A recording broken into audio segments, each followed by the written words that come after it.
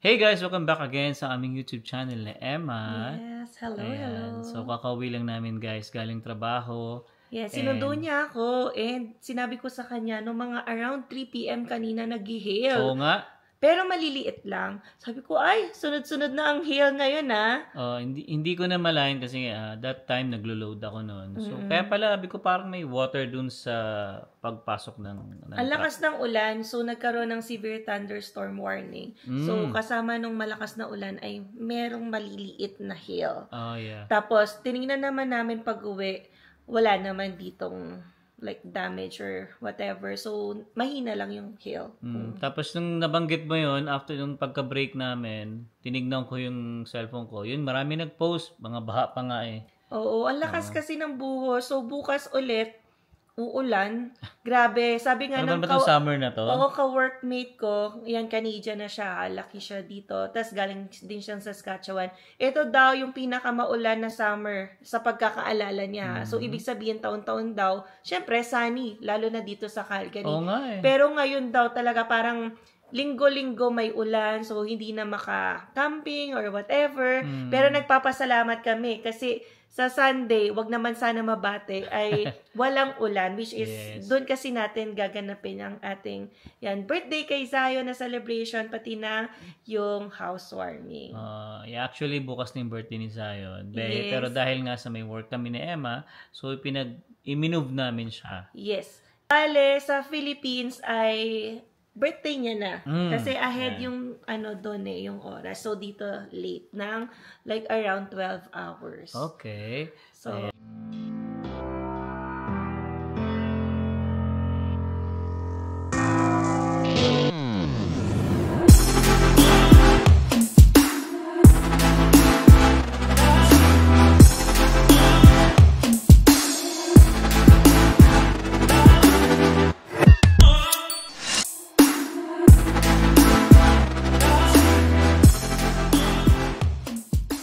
So, ngayon guys, meron lang kami share sa inyo. Actually, na-vlog na namin to before. Pero syempre, hindi pa namin siya shinare dahil nga gusto namin. ano ba yung resulta ng application? Oo. So, ito na nga guys, no, di ba? Last time na i-share namin na may nag-inspect dito for energy efficiency. Yes. So, yung inspection ng bahay guys, bago kami mag-move dito sa bahay, iba yon sa inspection for energy efficiency. Yeah. So, iba yung tao na nagkakandak for like titingnan yung structure, titingnan kung okay ba, walang damages and everything para ma-fulfill yung condition mo and you will proceed with the sale. So, yung inspection na nangyari is after na ng purchase and it will check kung energy efficient ba itong bahay na ito. So, bakit ba natin kailangan ipa-inspect ang ating bahay for energy efficiency?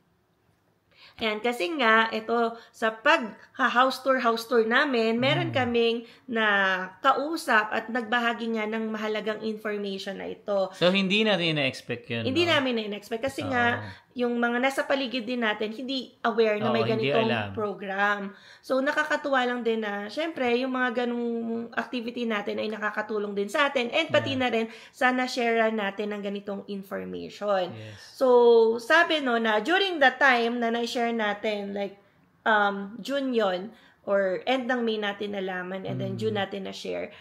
So, kapag nakapasa kasi as energy efficient yung bahay ninyo na nabili nyo within 2 years from the time ng submission, you will get a refund or rebate ng 25% ng insurance na binayaran ninyo. Like, yung tinatawag nating CHMC or mortgage insurance.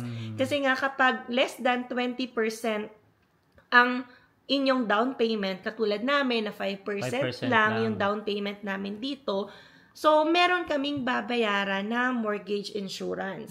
So, napakalaki din yon. Nasa 4 to 4.5%. So, parang baliwala yung dinaw nyo, diba? Kasi babayaran nyo in addition yung mortgage insurance. Kaya marami ding nagsasuggest magbayad na kayo ng 20% down para hindi na kayo mag-mortgage insurance. Pero kasi syempre, hindi naman namin kaya pa pilitin yung 20%. Although pwedeng mag-antay ng mas matagal na time, pero hindi naman din masama yung 5%.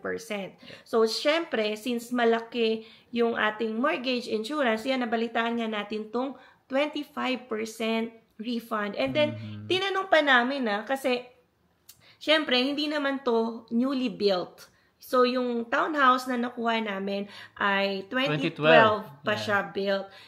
Tinanong namin kung maka-qualify pa kaya or pwede pa kaya ma-qualify ito as energy efficient. Kasi nga, hindi na siya bago. So, syempre, yung mga newly built houses, yun yung meron ng like sistema or magandang construction medyo na high-tech na yung gamit. Para maging energy efficient. So, sinabi doon ng inspector na kinontak namin and then sa program din naman na sinasabi during our time na hindi kailangan na newly built yung house mo. So, ang magiging condition lang is dapat energy efficient yung bahay nyo yan compared to the typical house. Yeah. So, syempre, hindi pa namin masyadong naintindihan yon pero, yan, nagpabook kami ng inspection. Yes. Dapat kasi associated siya sa NRCan, like energy something. So, yan, i-research nyo na lang din yan. So, nung nagpabook kami, yan, tumating naman sila dito sa bahay. Mabilis lang, no? Sobrang bilis lang. 30 to 45 minutes lang. Hinayaan na namin siyang lumibot sa bahay. May dala siyang hagdan and everything. Yeah, bali ang ginawa niya, guys, unang-una, sa breaker. Yeah, chinek niya muna yung breaker namin, tapos yung furnace namin, inon niya lahat, inon niya yung furnace namin, tapos minake sure niya lahat ng window is nakasarado talaga. No? Kasi dun makikita kasi guys kung talaga may singaw yung mga, alam niyo na, yung bintana nyo. Yun importante. Yung sa door, lahat, as in lahat talaga. Nung pagpunta niya dito, sinabihan tayo, di ba, na parang wag mo nang magluluto. Magpa-fan. Oo. Kasi that time nun, parang magluluto ata magluluto ako siya nun. lunch. Pero sabi niya, wag muna. Kasi saglit lang din talaga. Kasi mga 30 to 40 minutes lang. Ganyan. Asyon, tuloy mo? So, yun. After that naman, nagpaalam siya. Tapos, kinamusta ko. Kasi, tinatanong ko rin naman kung allowed siya magsabi, kung ano yung result. Yeah. Sabi niya, syempre, gagawa pa raw siya ng report pagka uwi sa office. Pero, sabi niya, it looks like possible daw na makapasa kami. Yeah. So, yan, nabuhayan tayo medyo ng loob. natuwa kami nun, guys, kasi nga, syempre, 25%, malaki to eh. Oo. Computing nyo na lang ha. Syempre, like 427,000 kasi namin nakuha itong bahay. Pero syempre 5% lang yung down. So, nasa 17,000 guys yung CHMC insurance. So, sabihin na lang natin 17,000 times 25% nun, yung pwedeng makuha natin is nasa 4,250. Yes. Pero syempre guys, yung inspector may bayad or inspection company, may bayad yon. So, pinapili kami ng option kung upfront, so bago mag-inspect, magbabayad kami, or after na lang. Tapos, sinabi naman nila na in case hindi makapasa, yan, ay ibabalik. Yan kung nagbayad kami. Yes. Or kapag after at bumagsak kami, wala kaming babayaran. Yes. So, ganun yung terms namin na lagi kong pinopoint June. That kasi time. Later on, babanggitin natin, yan, may sudden change. And then, after few days or weeks, dumating na yung report. So, hindi ko na naman alam paano i-interpret yung report. Kasi para lang siyang number or graph. So, guys, ito yung na-receive naming result. Okay? And tatabunan ko na lang. Ay, makikita nyo. 75. Yeah. 75 yung score namin. So, tinatry ko i-interpret. Kasi daw, dito sa araw na to, 67 daw yung gigajoules per year ng new house. So, based sa consumption daw namin, ito daw ang sinasabi ng score namin. We consume 11.9% more energy. So, akala ko parang, negative yun kasi mas mataas. And then, 18.7% more energy when excluding the estimated energy consumption of lighting, appliances, and electronics. So, pinakita din dito, ito yung dalawang circle na to, ito yung report nila, kung saan daw nagagamit yung energy namin. So, 44% sa space heating, and then 21% sa water heating, and then lights and appliances 16%. So sa baba naman itong pula, ito daw yung kung paano nawawala yung heat sa bahay namin. So pinakamataas dyan yung air leakage and ventilation na 33%, windows 30%, main walls 15%. Pero guys, nung sinabit namin itong rating namin na 75%, yan, tsan-tsararan. After sinabit namin, kasi hindi lang CHMC yung mortgage insurer, pwede rin Canada Guarantee, pwede ding Sagen. Yeah. So, nung nalaman namin sa broker namin, yung insurer namin, Sagen pala, doon namin sinabit yung score namin.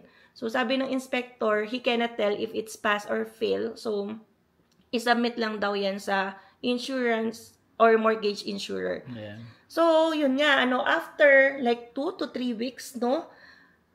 Ito na, guys. Ito na. Ito na yung pinakamasaya, guys. Oo. No? Nagulat kami. May dumating na Cheque. Ito cheque sa aming mailbox. Yes. So, walang email. Dumating na lang kami at na-surprise na may cheque. And yun nga, yung estimate natin na 4,259.33. Ayan, yun eksakto. ay dumating. Yes. Ayan. So, 4,259. Grabe, nakakatuwa.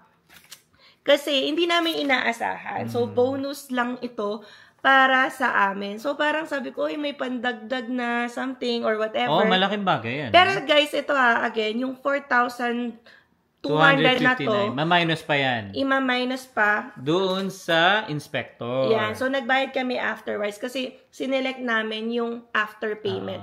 So, guys, grabe, nanginginig kami sa tuwa. Gustong-gusto ko na i-share or i-vlog during that time. Pero ang daming ganap ang daming inaayos. Talaga, guys. Sabi ko, ito, schedule natin na i-vlog nga at ma-i-share. Kasi, last week lang ang daming pwedeng matulungan, no? Na, lalo na yung mga bagong bili or yung mga kakabili lang na bahay, tas kahit hindi pala newly built, pwede. Yes. Oo. Yun nga lang, no, when we continue to share, kasi sabi ko, may mga friends na rin kaming na-share nito and ongoing na yung process. Yes. So, congrats na rin agad yan. Positive lang tayo na yung mga applications nyo na ongoing ay yan, maa-approve din yan kasi grabe, unexpected blessing din to. Instant ba naman? Yan, instant, grabe, napakalaki na to para sa amin. Parang ilang bayaran din ng mortgage yung mako-cover nito. Sabihin mo ng 2? So, yung binayaran namin sa inspector nasa 780 kasi 750 plus GST. So, alam ko after that nagmahal pero okay na yan. Kasi at least may natira pa sa aming $3,000. So, saan mo ba naman pupulutin ng 3,000 ng ganun wala lang? na. Diba nagpa-check ka lang ng bahay mo? Oo, tapos wala kaming nilabas. Wala kaming nilabas. O, diba? So, malaking sinishare lang din namin itong information and happiness talaga kasi hindi namin inaasahang blessing to. And ito yung parang nagpapatunay talaga na kapag nagre-research ka, nakakakuha ka ng information. Ayan. Alam mo yun, thankful din tayo kasi napadpad tayo sa bandang Northeast. Yun yung time na naghahanap kami ng bahay, guys. So, may nakausap kaming Indian realtor. Yes. Yun, sinabi niya sa amin. So, which is, hindi nga talaga natin alam. Kahit yung realtor namin, guys, hindi niya alam. Oo. And, yun guys, ayan, dako na tayo sa update ngayon. So, baka may interested kasi na bagong homeowner din na gustong mag-try nito. Yun nga lang, ang nakakasad, guys, yun nga, ang binabanggit namin, may sudden change of rules. Yes. Kaya na-feel namin talaga na sobrang swerte namin. Kasi nung July 7 or 8, yan, may nilabas na bagong rules na ang magko-qualify na lang daw for refund ay yung mga bumili ng newly built houses. Yes. So parang sabi ko, thank you Lord, grabe, umabot kami ng June and then July yung change. Pati si Alba Pambam. Oo, kasi pinaprocess na yung kanya. Yes. Sana umabot din yun sa isa pang friend namin kasi na-inspect naman siya before the change happened. So nakakalungkot lang kasi may mga subscriber din tayo or viewers na nagpa-check pero hindi na na-accommodate kasi July na, after na ng change yun, and then hindi sila newly built. Like 2015 daw yung house niya. Actually, mas bago pa yun compared sa house natin. 2012. Yun nga lang, hindi na pumasok kasi nga nagkaroon na ng change in the middle. So, sana nga, sabi ko, sana pala na nalaman natin beforehand, kahit hindi pa tayo nagkakaroon ng bahay. Kasi nga, kami naman, ngayon lang din namin nalaman. Hindi, at least tayo, baby, napatunayan natin na talagang nakakuha tayo ng, kasi mahirap mag-share tayo tapos hindi naman pala. Oo, mamaya, scam lang or whatever. Pero guys, nag-vlog tayo, nung sa bahay, house tour, nabanggit na natin to. Yes. Hindi lang namin na-share yung process, whatever. Pero so guys, ito mag-apply na lang siya, yung 25% refund kung less than 20% yung down payment nyo sa bahay nyo and nakabili ka ng newly built house. So, ibig sabihin, bago nyong nakuha ito, walang previous owner yung bahay. So, kung interested kayo mag-apply din and yung itry nyo yung inspector na nag-inspect sa amin, you can reach out to us. Yes. Provide nyo na lang guys yung name, email address, and then phone number and complete address ninyo. Send nyo na lang sa aming siguro sa page na lang. Alwin and Emma Facebook page. And then i-refer na namin kayo sa inspector namin. Yes. So, sorry talaga sa mga naipila namin. Actually, pre-provide ko na yung details nung mga sumunod. Kasi ang dami pa nag-inquire about it. Pero kasi, kung hindi na newly built yung house nila and lumagpas na ng 2 years yung pagkabili ng bahay nila. So, hindi na kayo magka-qualify sa ganitong program. Yes. So, sayang lang, pero grabe, kami super thankful. It's just a matter of time. Instant 3,000 na yung Oo. So, grabe talaga. Ang panginginig ko. So, napatulog kami sa tuwa. Nung nakita namin yun sa mailbox namin, sabi para kaming nanalo ako hindi ko alam. Si Emma kasi nagbubukas ng mga ganyan eh. Oo. So, sabi niya, grabe, nakakatawa yan. So, thankful talaga kami kay Lord. Kasi additional blessing to. May panghanda na tayo sa birthday. Pangbayad sa birthday ni Zion. So, yun lang naman. At least hindi magagalaw ang ating savings. Saka, pwede rin itabi natin for like additional expense. Dito, alam nyo naman, pag sarili nyo na yung bahay, maraming pwedeng extra expense. Kasi, ano nyo na yan, sagutin nyo na kung ano man yung maging problem, magka-problem man sa CR or sa ceiling or whatever, sagot na natin yan. Yes. So, yun lang guys, Hopefully, nakatulong yung video namin, when it comes to energy efficiency, tapos yung mga refund na yan, nakakatulong kasi dyan tayo magkakapera. And speaking of savings and pagkakapera, again, yan, mention ko na lang again yung mga bago or magkikreate ng account sa NMAX, yung mga electricity, yung natural gas and water. Kung magkikreate kayo ng account, guys, you can use yung link below. Yes. Kasi kapag dumirect kayo, guys, sa NMAX, wala kayong magiging rebate na $50. So, sayang naman. So, create kayo ng account using that link yan para magkaroon kayo ng rebate na $50 sa susunod nyong bill. Alright. Yun guys, I hope na nag-enjoy kayo sa vlog namin. And sana may natutunan kayo ngayong araw na to sa vlog namin. If ever guys na nakatulong tong video na to, please give me a thumbs up. And syempre, don't forget na rin to hit the notification bell para mas updated kayo na latest video uploads namin. Alright, so hanggang dito na lang. See you on the next one. Peace.